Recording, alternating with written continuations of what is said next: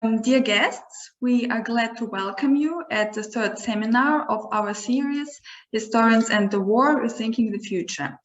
I will start with a short technical announcement. The seminar today lasts for 1 hour, and if there is enough time, we will make a question and answer section in the end where questions from the audience can be discussed. Thank you, and now I would like to ask Natalia Hanenko-Friesen to say a few words about our seminar series. Thank you very much. Dear guests, dear esteemed guest speaker, Dr. Snyder, greetings from Edmonton. My name is Natalia Hanenko-Friesen. I'm the director of Canadian Institute of Ukrainian Studies, the global leader in the field of Ukrainian studies with offices in Edmonton, Toronto, Lviv, and international partners around the globe.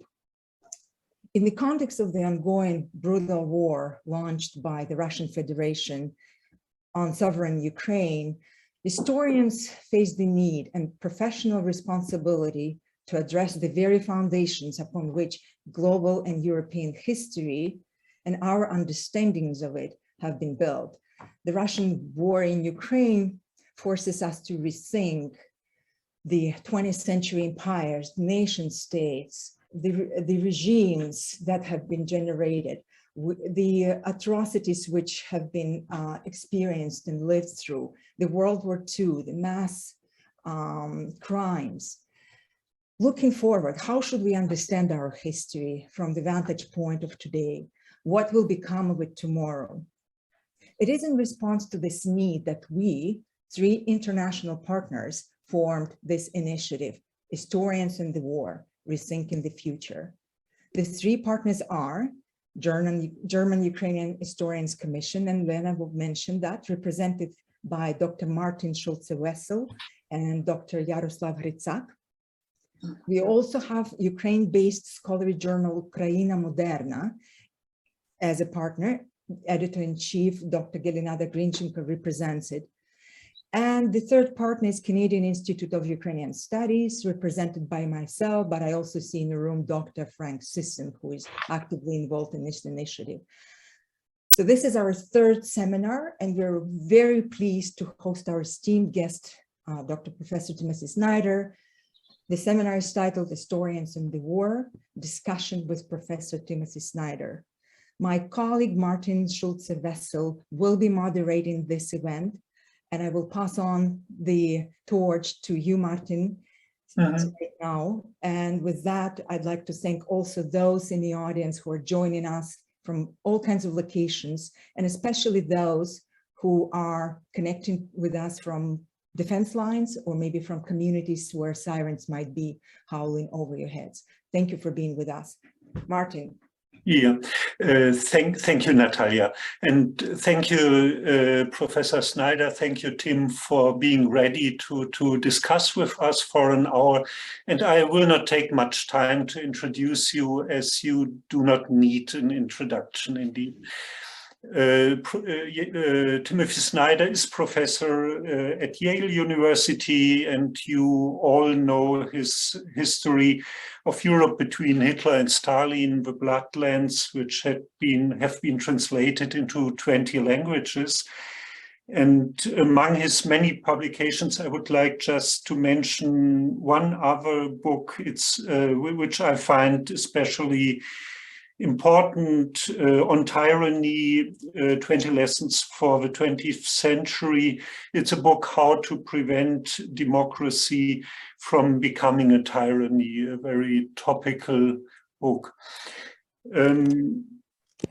Professor Snyder is is connected to the German-Ukrainian Historical Commission. He was speaker of the first conference we had in Berlin 2015, and he again participated in another conference of the German-Ukrainian Historical Commission in Dnipro.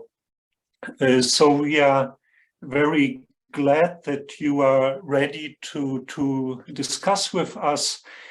And the actual background of the discussion are several interviews you gave to international newspapers which I think also give a topic of your intervention and our discussion about to a question, is Russia a fascist state? What are the colonial traditions in Germany with regard to Ukraine and in Russia, of course, as well? So we are looking forward to your presentation, which will cover about 10 minutes.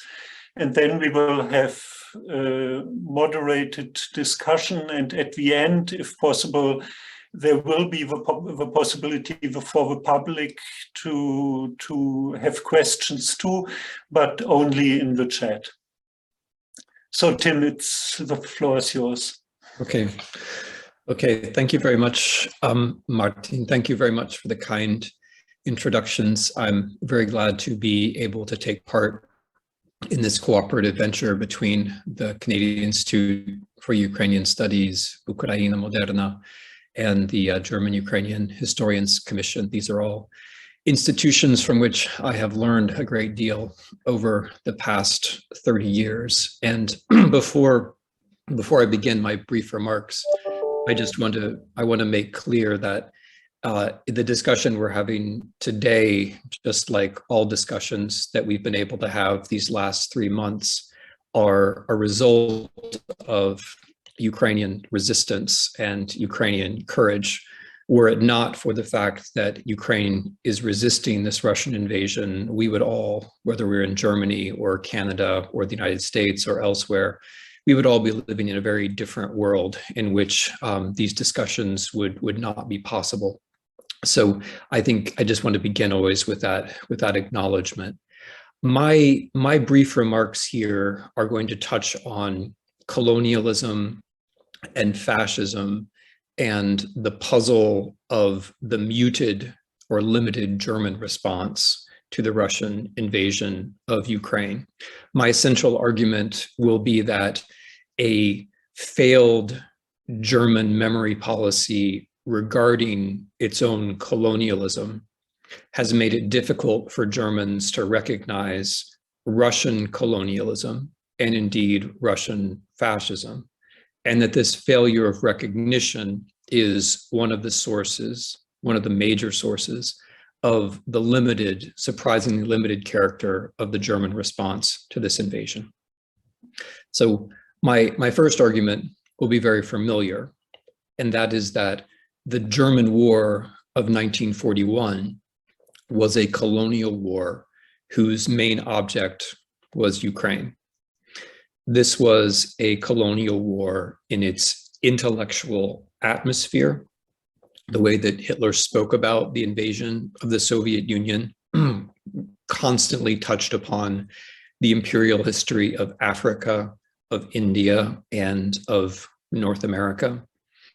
It was a colonial war in its exploitative purpose. The aim of the war was to gain control of the Black Earth of Ukraine, as well as secondarily the oil of Azerbaijan. It was also a colonial war in its grandeur of vision. The notion was that Ukraine and some of the rest of the Western Soviet Union would form what Hitler called Lebensraum, which meant not just a space where Germans could live, but also a space where German life would be transformed, where Germans would become the people they were always meant to be, a Kolonialvolk, a Herrenvolk. Finally, this war of 1941 was a colonial war in its anti-humanism, in its portrayal of Ukrainians and other Slavs as less than human, as subhuman, and in particular in its plans for them, in its plans to starve them, to deport them, and to exploit them. So I take it that this is not very controversial for historians, but the thesis that Germany's war of 1941 was a colonial war is a very important thesis to establish as we move on to my second point, which has to do with German memory policy. My argument about German memory policy since the 1970s, or really West German memory policy since the 1970s, is that it has been a kind of recovery without geography. So certainly since the 1970s, and especially in the last 2 decades, Germans have addressed themselves to the crimes of the Second World War, but usually in a way which was without geography, without precision about space. And that lack of precision about space has meant that the colonial part of the legacy has not become part of the popular and political discourse. This recovery without geography has 2 parts. The first part has to do with the Holocaust, the first and the most important part. In German memory policy and in German public discourse about the Holocaust, the center of attention are the camps, which is a bit of a mystification, because in general, the Holocaust did not take place in camps, and a camp itself is a bit of an abstraction. It doesn't name a specific place. When a specific place is named, it's usually Auschwitz. But Auschwitz, although of course it was the site of a terrible amount of killing, roughly 1.1 million Jews were murdered there, and a couple 100,000 non-Jews. Auschwitz is presented as a kind of no place, as a kind of absence, as a place where somehow modernity or technology overcame human action. This focus on the camps and on Auschwitz has allowed Germans, I would argue, to overlook where and how the Holocaust actually began, which is in the East, in Ukraine, Belarus, Lithuania, the Baltic states, and not in camps, but over death pits with bullets. And it's allowed Germans to overlook that the most important killing technology in the Holocaust was not gas, but actually bullets. Bullets are the way the Holocaust started. Bullets are what proved that the Holocaust was possible. And of course, bullets bring us to death pits, and death pits force us to think about land. Land forces us to think about territory. So the focus on Auschwitz and on the camps is a way of not thinking about land. It's a way of not thinking about Ukraine. It's a way of not thinking about territory. It's a way of not thinking about colonization. So the attempt to recover the memory of the Holocaust should have focused on Ukraine, is what I'm trying to say, but it never did. The second way that German memory policy has been a kind of recovery without geography is the reference to Russia. The Holocaust is, of course, the most important vector of German memory policy and public discourse. In second place is Russia. But I put Russia now in quotation marks because what is meant by Russia is very vague. Russia is constantly conflated, both during the Cold War and now, with the Soviet Union. When Germans speak of the casualties of the Red Army, they speak of them still very often as though they were all Russian, even though the Red Army was largely not Russian. The Germans still very often, when they speak of the suffering of Soviet citizens, they speak of Russians, although the worst suffering was in fact in Belarus and Ukraine. More Ukrainian civilians, not just relatively, but absolutely, were in absolute numbers, were killed during the Second World War than Russian civilians. Now, this way, this tendency to conflate the Soviet Union and Russia, and to put Russia in a kind of privileged place, coincided with certain policies of Stalin and Brezhnev. It was Stalin's policy to place Russia above the other nations of the Soviet Union in the Second World War. And it was Brezhnev's policy to make the myth of a Soviet or Russian victory in the Second World War the center of Russian memory policy. This meant that in the 1970s and 1980s, during the decades of Cold War Ostpolitik, there was a kind of silent overlap between Germany's failure to address its own colonization and Soviet colonial attitudes towards Ukraine. What we've seen in the 21st century, I'd like to argue, is a kind of synthesis where uninterrogated German colonial attitudes have mixed together with Russian colonial attitudes, and where German feelings of guilt towards Russia have become a political resource that has been actively managed by Russian foreign policy. So when I say uninterrogated colonialism, what do I mean? I mean the absence to which I referred to before, the absence of a tradition of putting colonialism and Ukraine in the middle of German memory policy. But I also mean the presence of stereotypes. So a way to say that Ukraine is not a real place, not a real country, is to apply stereotypes to it. If you're a German liberal, you might say that Ukraine is corrupt. If you're a German leftist, you might say that Ukraine is fascist. If you're a German conservative, you might say that Ukraine has no tradition of statehood. But whatever stereotype you're applying, what you're fundamentally doing is enunciating a traditional colonial view. That's not really a state.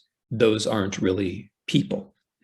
And the colonial attitude has also taken shape in the form of a failure to listen, which is the fundamental failure of all colonial peoples, including my own. And the only way to address that failure is to listen, even when it's awkward, even when it's painful. And it has been quite striking that in general, I know there are many laudable exceptions, but in general, Germans have found it hard to listen to Ukrainians about their own history, about what happened in 2014, and even about what was happening in 2022. Now, as I say, Russian diplomats know all of this, have consciously been exploiting all of this for a couple of decades.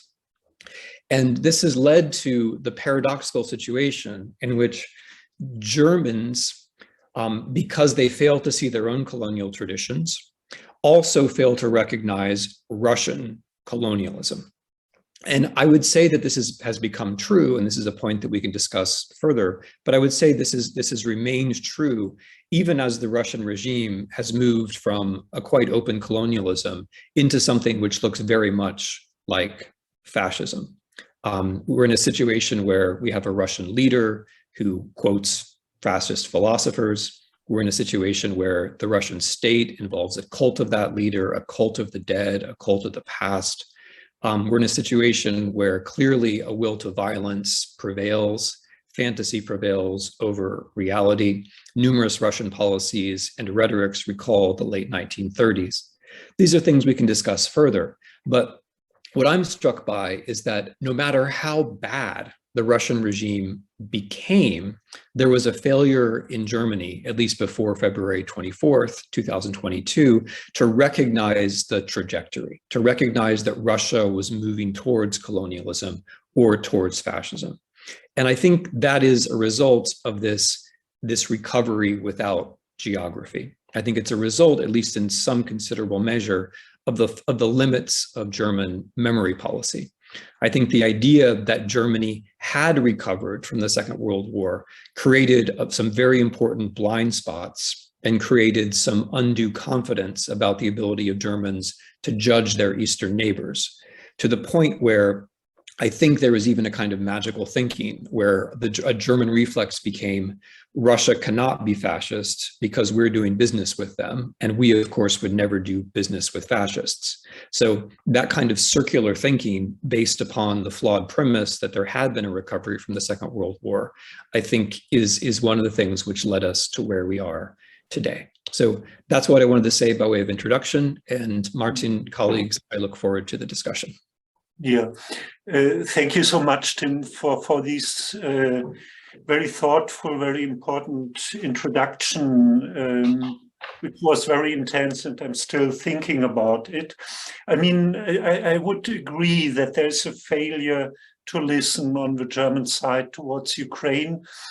But my spontaneous reaction would be, isn't this the case also in other countries which do not have an imperial past with regard to Ukraine? Is there, for example, taking France, is the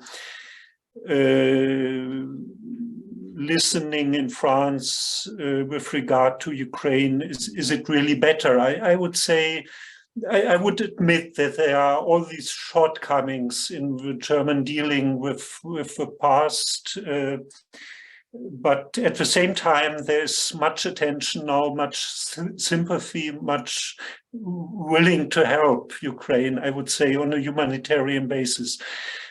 So if you try to compare it with other countries, would you say it is specific, this failure, or it's a general failure of the West? So first of all, I very much take your point about what standard are we applying. So when I say that Germany is failing, what do I mean exactly? I suppose I should be clear that the standard by which I'm judging Germany is, let's call it Germany's own public moralism. So unlike France and unlike the United States and unlike Poland, about which I'm going to say something in a minute, German public discourse is about the understanding of the Second World War and about drawing lessons from the Second World War. So if I apply that standard to Germany, I'm trying to do it on the basis of an internal German discussion and on the basis of German axioms about what public discourse should be like. I'm trying to operate, in other words, within a German system. And what I'm trying to say is that if it's true that foreign policy and memory policy are related to the Second World War, or should be, then here is a mistake that Germans, as Germans, should care about. And so that, for me, I'm trying to be open about what standard I'm applying. I'm trying to apply a German standard, and I'm trying to hold. So I would accept that that's a high standard, but it's meant to be one which is comprehensible inside Germany.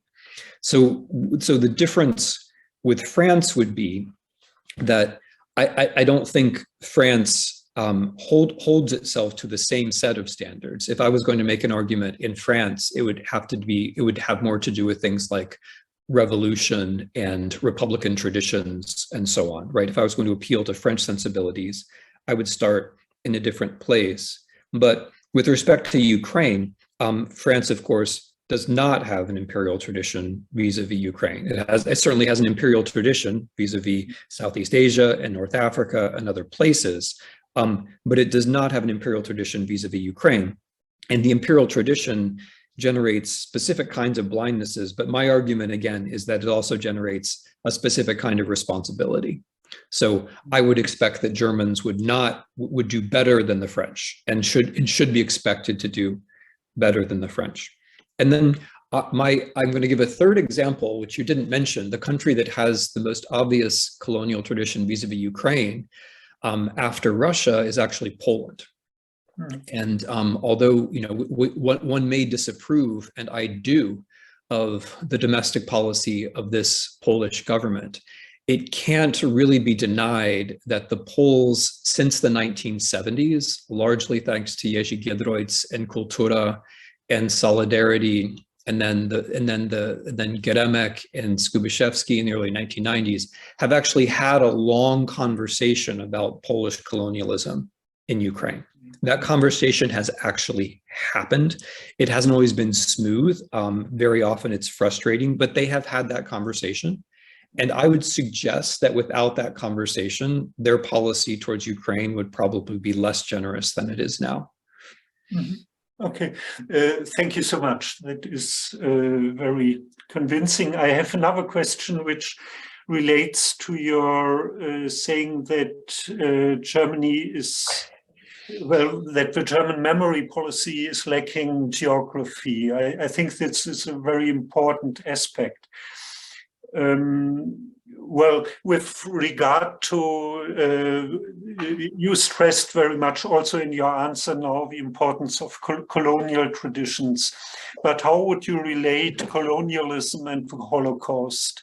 Is the colonialism a primary thing and the Holocaust follows, or how would you relate both to each other?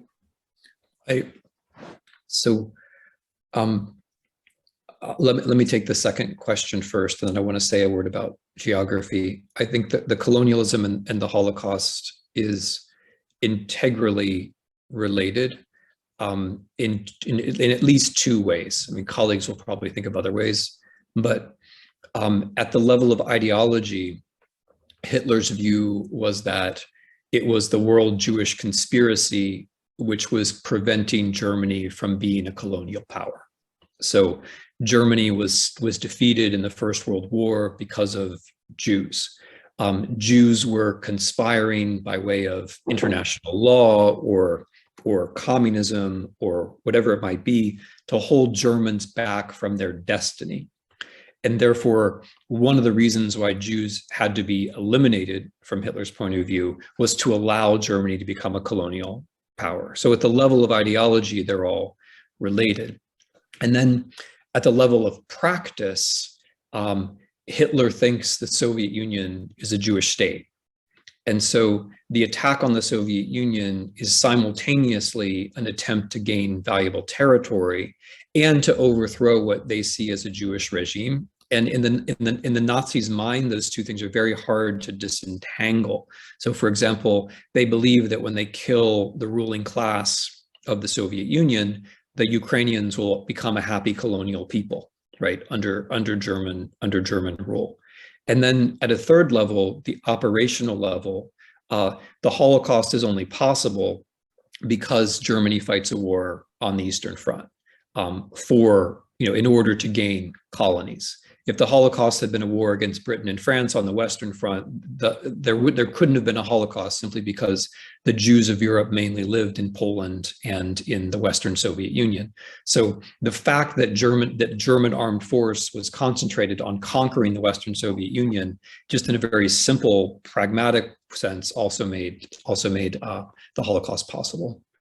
Wow. Yeah. So at this point, I would like to ask my colleagues, my Ukrainian and German colleagues from the Commission to raise their questions. I know that Kai Struve had a question and Ricarda Vulpius too, and maybe others. So Ricarda, you might start.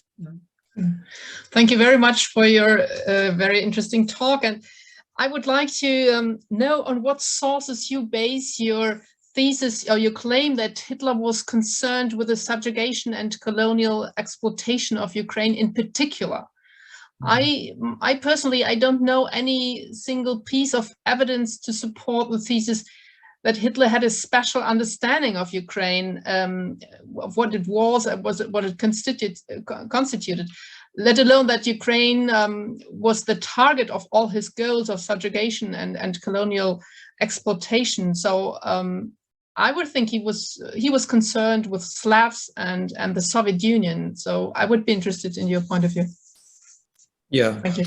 I mean, in reading Mein Kampf and Hitler's second book, one does have to apply, in my view, a bit of the colonial decoding of the sort that I was talking about in a different context. So when Hitler talks about the Black Earth of Rusland, he's not talking about the Black Earth of Rusland. He's talking about the Black Earth of Ukraine.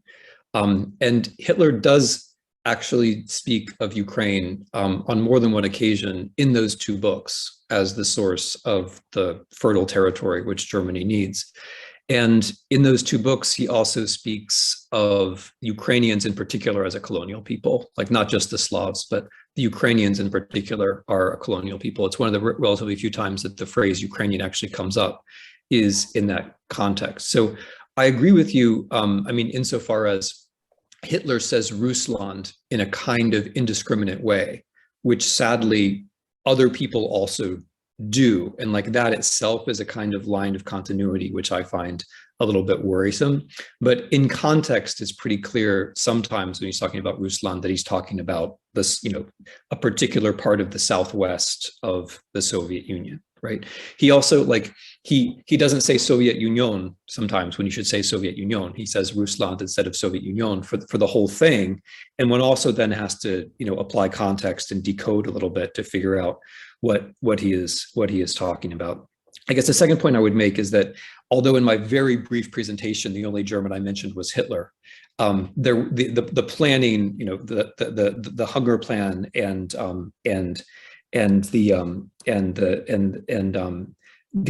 Ost, although as you quite rightly say, are about the whole Western Soviet Union, were written by people who had a sense of where the fertile territory was and where the fertile territory was not. So that's how I make that argument. It does involve, you know, reading the sources in a certain kind of way, but I don't think I've pushed the interpretive limits too far. I mean, Hitler also makes remarks, returning back to Hitler. I mean, Hitler refers to Ukraine outside of those two books with reference to the First World War, right? Like the idea of a Kornkammer is there for Hitler, and he doesn't. When he says Kornkammer, he's not speaking of Russia, right?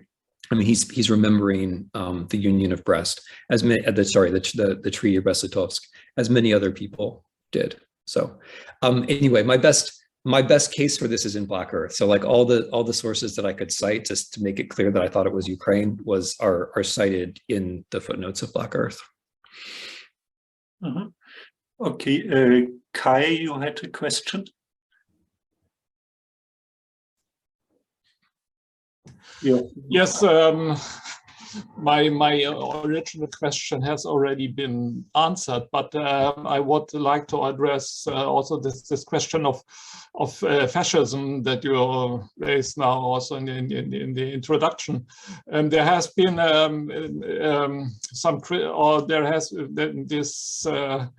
has raised some controversies, and my question would be if this discussion about Russia and also the development of Russia would not require also to develop somewhat further this concept of fascism.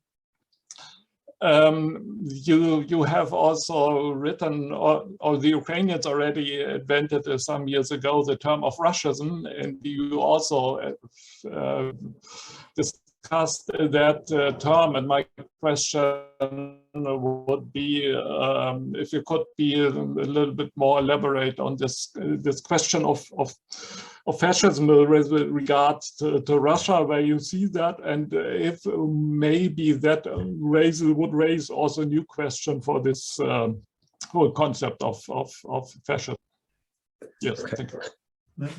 Yeah, thank you. I mean, returning to Ricardo's question about Ukraine for a moment, Kai, since I know it was on your mind too. This is also something that German prisoners of war talked about in interrogation. Like they talked about fighting for the fertile soil of Ukraine, and even like that this is the thing that was going to change the war, was controlling Ukraine. This was an idea which had filtered pretty far down into the ranks by the end of the war. It wasn't something which was particularly obscure or limited to Hitler or German planners. But on your question, Kai, I appreciate it, because what I think is lacking is precisely a serious questioning of what kind of regime this is. I think there's been a tendency for various reasons. I mean, sometimes motivated by inertia, sometimes motivated by lack of creativity, sometimes motivated just by simple material reasons, not to think too hard about what kind of regime Russia is. You know, it's tempting to think of it as a failed democracy because that privileges democracies. It's tempting to think about it as a technocracy because that sounds harmless. My own view, you know, as you know, is that thinking about what Russia is in Germany has been seriously altered by the dependency on natural gas. I mean, I'm enough of a Marxist to think that a material dependency of that kind is going to affect discourse. And in particular effect, I mean, Gerhard Schröder is just the kind of vulgar example of what I think has been an alteration of German discourse as a whole since the decision not to use nuclear power anymore. So I take your point. The way I've been trying to negotiate this question has been to say, whatever your definition of fascism is, Russia is going to fulfill very many of your criteria. And the reason why I've gone that direction is that, number one, in the community of fascist studies, there is no agreement at all about what fascism is. This is just, there's an ongoing endless debate. And the reason for that ongoing endless debate I think the fundamental reason is that fascism itself did not lend itself to definition, because fascism was meant to be about the triumph of will over reason, and therefore it couldn't be compartmentalized. It couldn't be put into a list of concepts or a list of boxes to check off. Since it began with the denial of the primacy of reason, there weren't reasonable fascist philosophers who were out there trying to define exactly what it was, and it wasn't. So I think the best way to go about this is actually to start with the phenomena and be open to possibilities. So if I start with Russia as it exists in 2022, in the midst of a war of destruction, justified by extraordinarily colonial language about another people not existing, led by a man who has ritualized democracy and around whom there is a pretty obvious cult, in a media environment which we're used to calling, hybrid or propaganda, but which can very easily be understood as a kind of triumph of fantasy over reality. I think if one immerses oneself in the phenomenon of Russia as it is today, then one is forced into some of the bigger categories, like fascism. And I guess my other point here would be that I'm trying to think of fascism as a helpful, analytic category, as a phenomenon, perhaps one that can't be precisely defined, but as a phenomenon. So therefore, not something which is limited to the 1920s and 1930s, but something which has dynamics of its own, which may still appear in countries in the 21st century. So I'm happy to talk to you about what my criteria for fascism are. The problem with that is that there is no consensus about this, and I'm not going to be able to generate a consensus. But if you want to follow up, I'm happy to give you a list of what I think is most important. What I think is most important is treating globalization as conspiracy, number one. Number two, a cult of the leader, which is related to death. And number three, the corporatist state, where Russia has actually succeeded far beyond the dreams of Italy or the clerical fascists of Austria, the people who invented the idea of the corporatist state. So, I'm happy to go into the details, but what I worry about is that on the one hand, we have people who, for political reasons, are hesitant to apply big labels to Russia. And on the other hand, we have a fascism studies community which is very tied up in its own disputes about the 1920s and 1930s, and not really necessarily that open, I think. There are some exceptions, of course, that open to the 21st century. And meanwhile, we have this hugely important phenomenon right in front of our eyes, which I think demands bigger concepts than the ones we've applied so far. Mm-hmm. I think if there are not other questions from the Ukrainian or German colleagues from the Commission, we could open the floor for the public. And there are several questions. We certainly cannot take all of them, but one question from Jerry Espinosa is, Professor Snyder, could you relate Putin's policy towards Ukraine with Alexander Dugin's ideas? Well, thank you for that.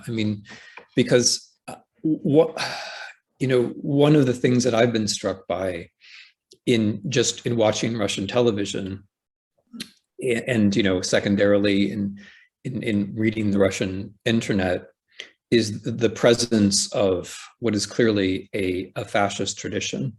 And I say fascist rather than neo-Nazi because I think fascism is the broader category and contains more things. So Dugin, as all of you will know, is someone who has quite consciously, over the course of his career, tried to bring usually post-war Nazi ideas into the Russian mainstream. He's also a Schmittian.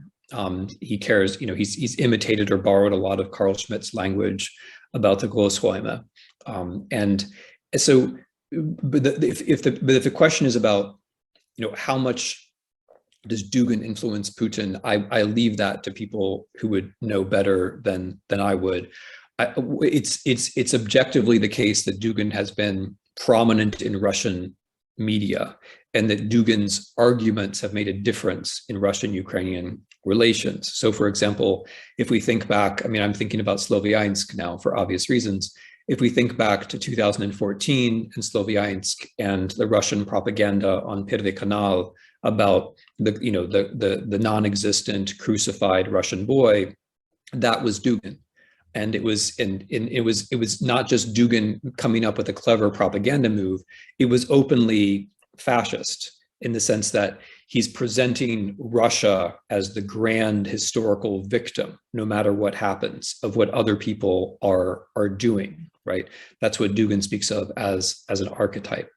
In my book Road to Unfreedom, I did the best I could to try to establish what the influences of fascist traditions around Putin were. I would have thought that Gumilov is more important than Dugin, and that Ivan Ilyin is more important than both of them, just because there was a period of 7 or 8 years where Mr. Putin was constantly citing Ivan Ilyin, and not just in big public parliamentary addresses, but also in conversations and in radio interviews and in settings which made it clear that he was actually familiar with Ivan Ilyin.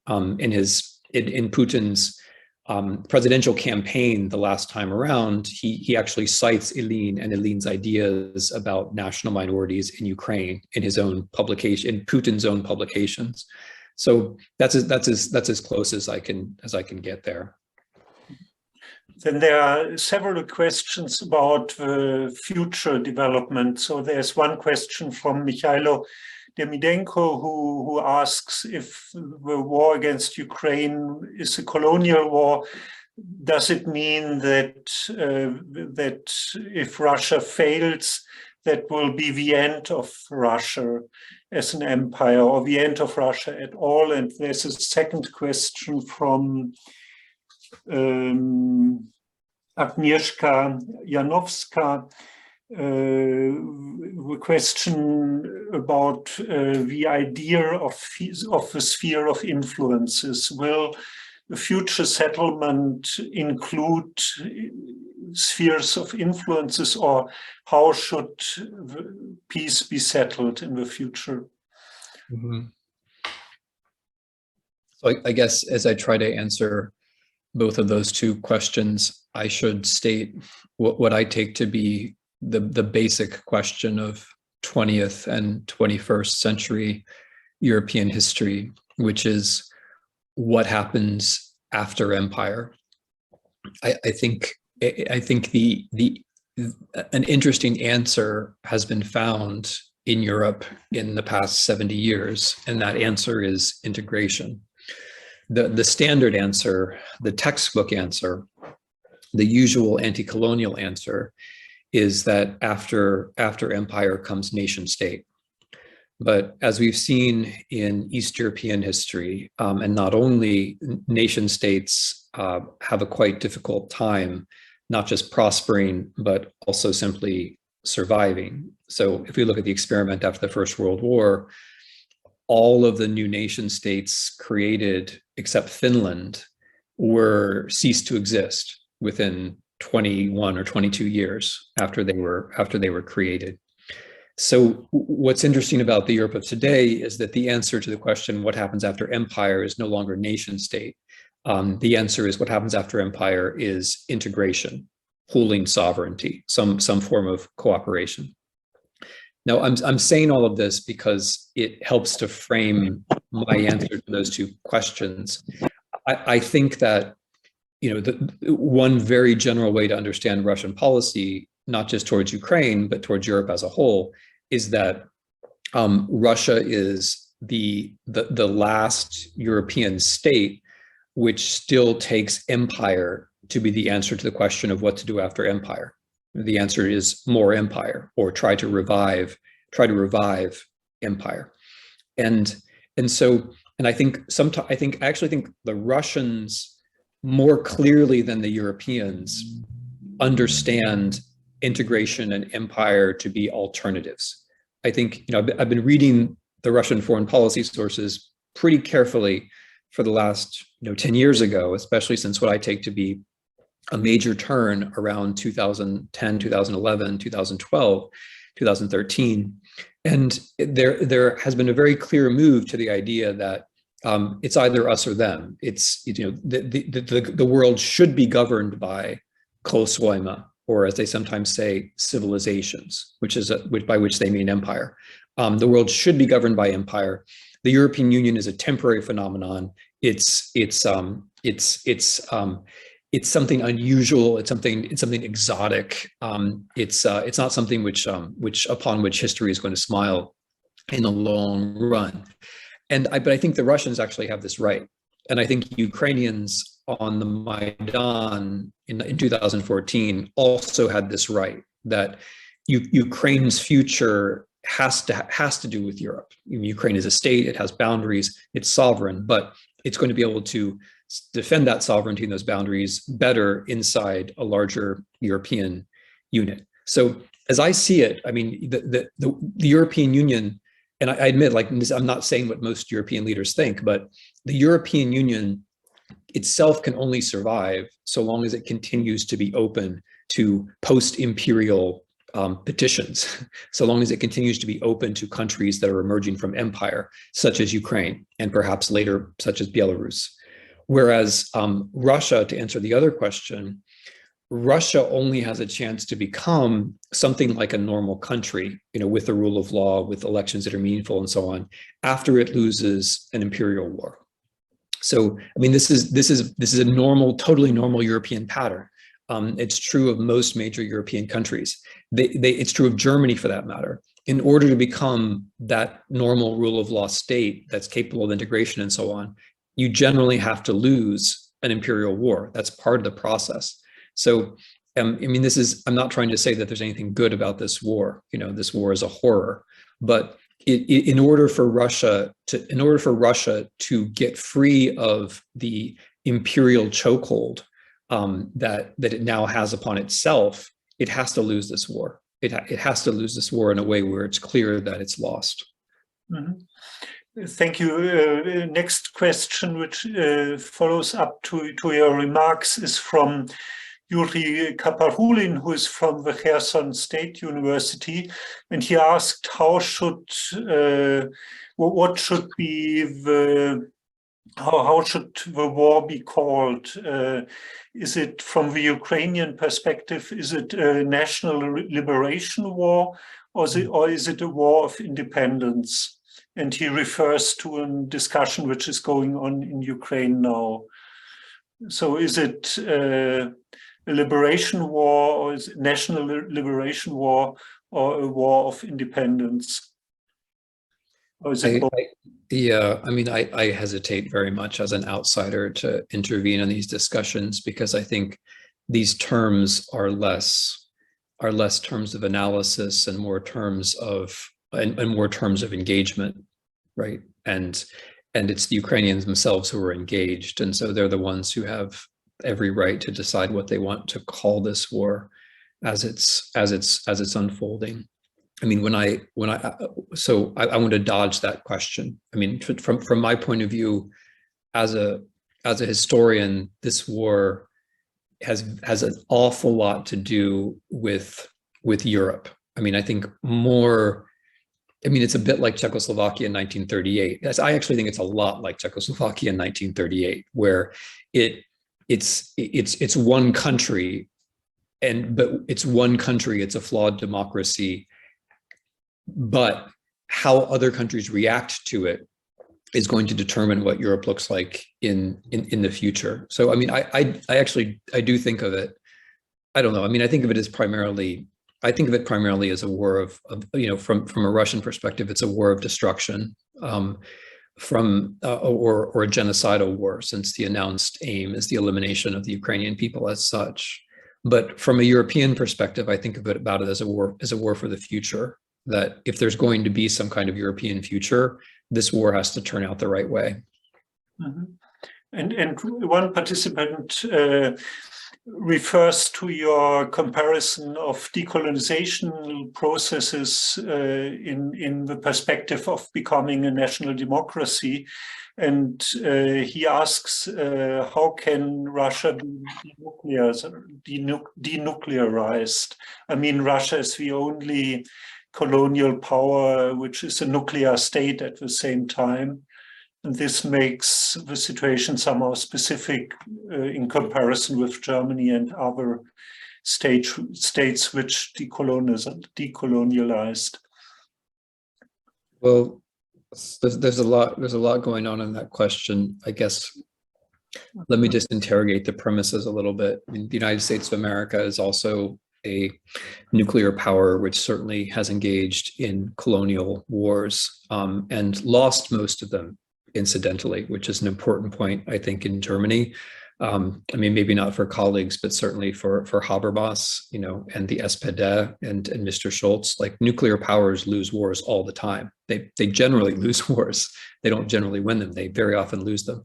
So I have to question the premise, though, that Russia is the only colonial power. I mean, America, not, you know, I think right now we're doing okay, but historically, in that period, since we've been a nuclear power since 1945, we've engaged in a number of colonial adventures. And of course, Great Britain was a major colonial power, and when it developed its nuclear weapons, and China is certainly a colonial power. Its policies towards the Uyghurs and other national minorities are horrifying, and China is also a nuclear power. So it's a bigger club of countries than just Russia. I mean, my view is very simple. It's that I'm not particularly worried about nuclear war. I mean, I realize that's a strange thing to say in Germany, where it's kind of obligatory to be worried about, but I'm not really worried about nuclear war. I'm worried more about, insofar as I'm worried about nuclear war, I'm worried about a Russia that wins this war rather than a Russia that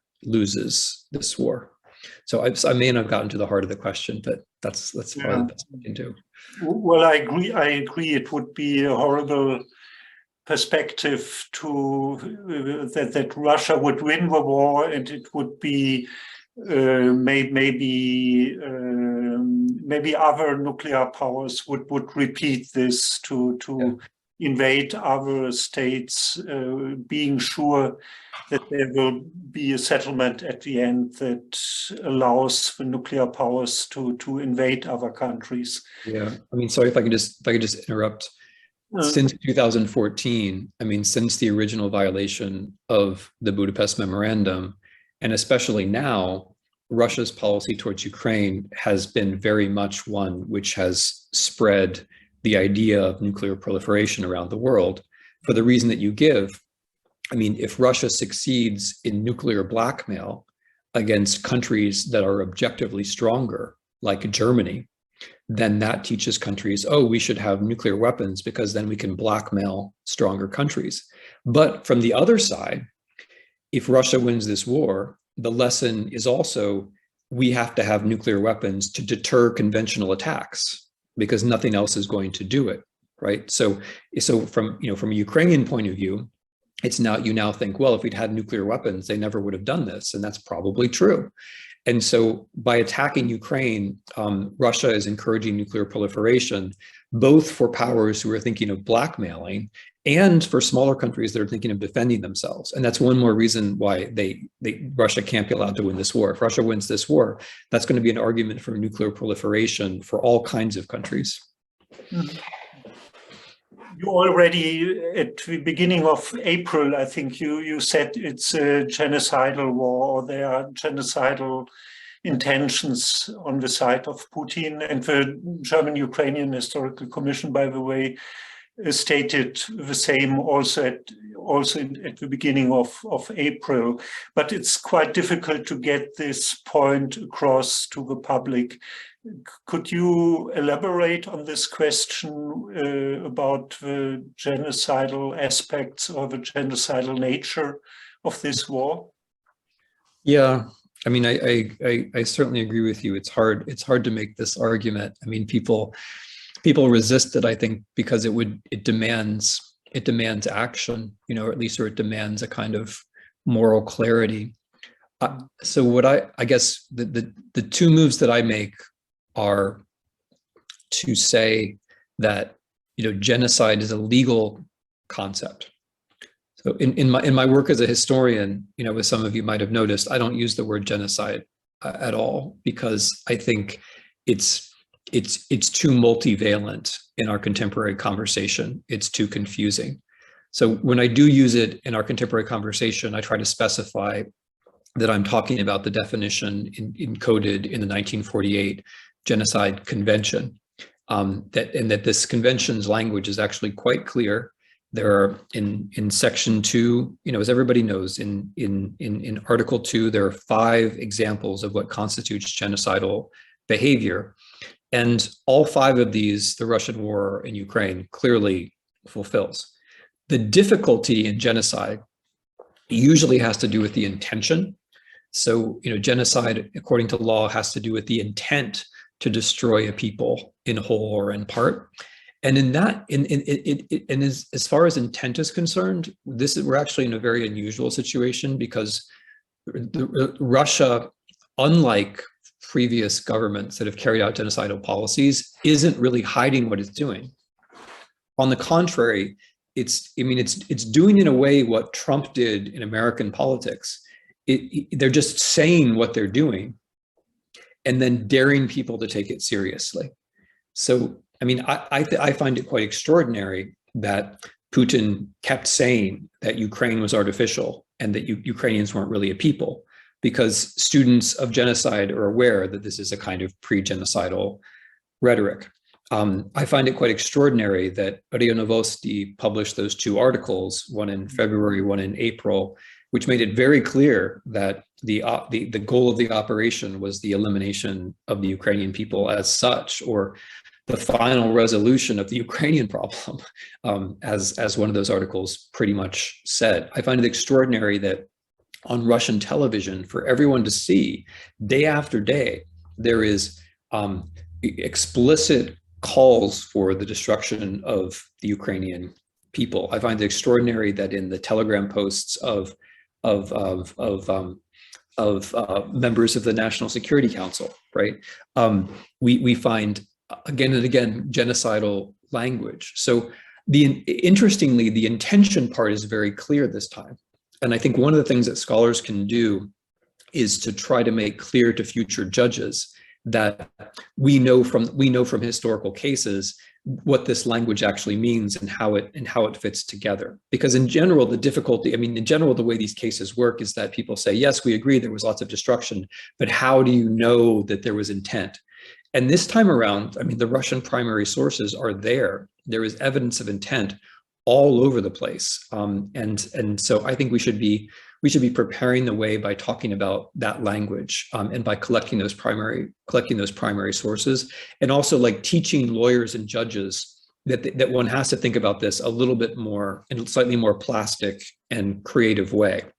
That intention of genocide isn't, you know, it isn't just someone standing up and saying, I intend to kill every man, woman, and child. But intention of genocide is something which is expressed in a number of different ways that fit together. So that's the best that I can do.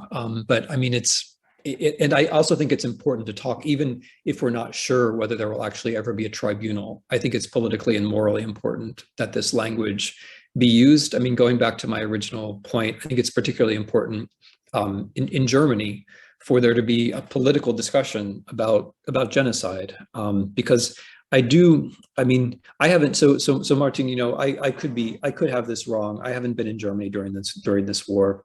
Maybe my emphasis is in the wrong place. But it does seem to me that there's been a kind of fundamental mismatch between the moral concepts that Germans claim to have drawn from the Second World War, including genocide, and the way that this war right now is being discussed. And I don't, you know, if a big country invades a small country and announces it announces that the small country doesn't exist and deports 5% of that country's population, which has now happened, and carries out policies of extermination of elites and systematic rape of women, and uses hate language, uses hate speech in order to justify these crimes. I really think that in that situation, you know, all of us should have genocide in the center of what we're talking about. Even if it does take a while for it to take hold, I think it will take hold. Mm-hmm. Thank you. Thank you so much, Tim. We said that this discussion would not last longer than 1 hour. This was very interesting. I think we not only touched, but really discussed a lot of points. For me, it was very important to discuss the shortcomings of German memory policy, which are certainly connected to the actual policy towards Ukraine. I think we should have this in mind and discuss it further. And there were many other points which were discussed very thoughtfully by you. So thank you very much. And as you said at the beginning, such a discussion is only possible, and the future perspectives for a peace settlement are only possible because of the successful defense of Ukraine against a brutal war, which is difficult to describe with words. So thank you very much to all. There's one, do you want to intervene? Dimitru Bondarek. Yes, thank you very much for the possibility to meet and to listen the lecture of such a brilliant scholars, Professor Timothy Snyder. But I would like to ask very short questions. For example, do you think that Putinism is such kind of symbiosis of, for example, Leninism and Hitlerism together? I mean, so such kind of symbiosis of such two totalitarian ideologies. Okay, so let me try to take that one very briefly. I think you can look, there is a kind of historical, I would see it as a historical process where, because I don't believe in ideologies, you know, mixing in that kind of abstract way, but I think there is a historical process by way of which the Stalinist and the Brezhnevite way of looking at Ukraine merged with a far right way of looking at Ukraine. So when I look at Putin, I see someone who has taken Brezhnevite assumptions about Ukraine and filled them in with far right and indeed fascist ideas about Ukraine. So I don't think that it's a simple like 1 + 1 = 2 type situation, but I do think that there is an interesting mixed genealogy of these ideas, which I try to write about in my book, Road to Unfreedom. I think the red and the brown are hard to disentangle, and sometimes they get very close to each other, but it's not a matter of all of the red plus all of the brown. It's a matter of some elements entangling themselves in the trajectory of one person. Since I've been given the last word again, I wanted to say to the Germans something I forgot to say, which is that I think the texts of Habermas in the Historikerstreit and the text of Habermas in the Ukraine war are very similar and are similarly morally disarming. And that's something which I want to write more about. And then beyond that, I just wanted to say, vielen Dank, dass ich English sprechen durfte. Дуже дякую, що я англійською мовою говорити міг. Це було для мене дуже легше. Дуже щиро дякую всім колегам. Thanks to you, Tim, and thanks to all participants. I'm very happy that there's so much interest and hope to see you again in this series of historians at war. Slava Ukraini.